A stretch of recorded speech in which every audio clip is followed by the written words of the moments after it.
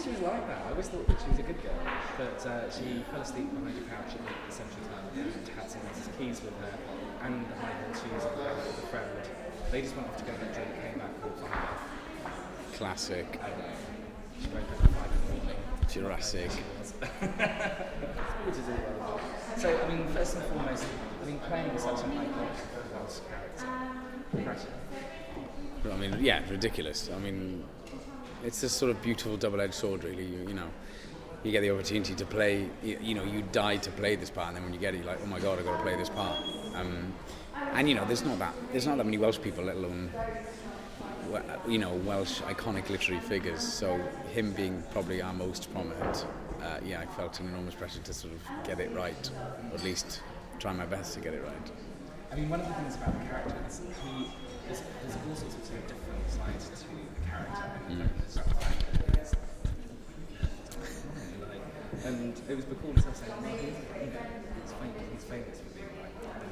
And I mean, how was it trying to play, like so you have, there's all sorts of different elements you need to get into the character. Was that a tough thing for you to do, to take it one step at a time? Yeah, you sort of I was trying to just play the specific scene and not sort of think of it, yes, you obviously do have to think of an overall, arc or whatever. Sorry, I hate that word.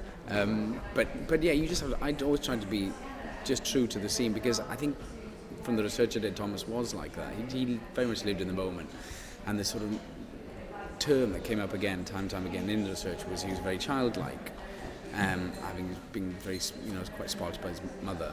And I think that's what it was with the girls, that he saw something. He's like a kid in a sweet shop. He saw something, he'd go after it really without thinking of the consequence, because he just knew he wanted it. And I think with all those geniuses, the sort of the complexities that come with them often are very troubled.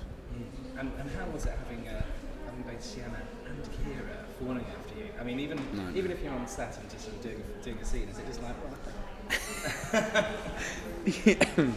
Yes, I think I can safely say this job definitely ticked all my boxes. To go home to Wales, to shoot, to play Dylan Thomas, and to have those two ugly women on set every day, it was very trying.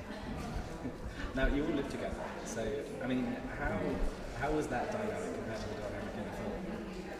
I mean, we were just, as soon as we got back at the end of shooting, you couldn't listen for the popping of corks, really. A lot of wine was drunk, but I think that really helped, because it's such a beautiful film about friendships and relationships, and when you read it, you'd pray that the chemistry between the four people or the four actors is going to work, because if it doesn't, I think you're in trouble. So it was great that we went to Wales right at the beginning, and we sort of, we were all shoved under the same roof right at the beginning and sort of forced to get on, really, and thank God we did. Kira's Welsh accent? Flawless. Now, how much did you help her? Because she said that it was easy having you on set, because... She's being completely modest, because she turned up day one of rehearsal with the accent absolutely down, nailed. She's the sort of consummate professional at that. It's quite strange, though, I have to say, watching the movie, when she first speaks, it's like, because you're so used to hearing this clear cut thing. Yeah. And the Welsh accent, you're like, what? I know.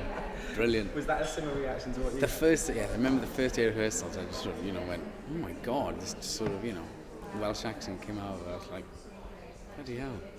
She does it so well. It is. Now, as far as the story of Dylan Thomas and his experiences and everything like that, was that something that you were familiar with? I mean, I know that I wasn't familiar with the story very much at all. Was it something that you knew about and that it inspired some enthusiasm in you, or was it something that was totally sort of like, oh, yeah? I certainly didn't know about the majority shootings. That's all. I think it's been kept very quiet until the release of the book about it recently. But yeah, we're all in Wales. We are raised with a firm awareness of Thomas, and studied his poetry in school, and then as a result of that, the other stories that I've sort of discovered just make you think, wow, we barely scratched the surface. That's crazy. Now, being here at the Edinburgh Film Festival, how's it feel? I mean, pretty much Welsh sort of come to mean that being at the Edinburgh Film Festival. I mean, how does that feel? But, I mean, brilliant. I mean, I think we're all very honoured that we sort of, that they've taken this film, and as John said earlier, Edinburgh, my first ever film festival, I was here 12 years ago with a film, so I have very dear memories of Edinburgh. But it's true what John said, it's a real film festival, so for them to accept it as their opening film, we're all very honoured. Okay, well, thank you very much. No. It's been a pleasure to meet you. Likewise. Thank you. Take care.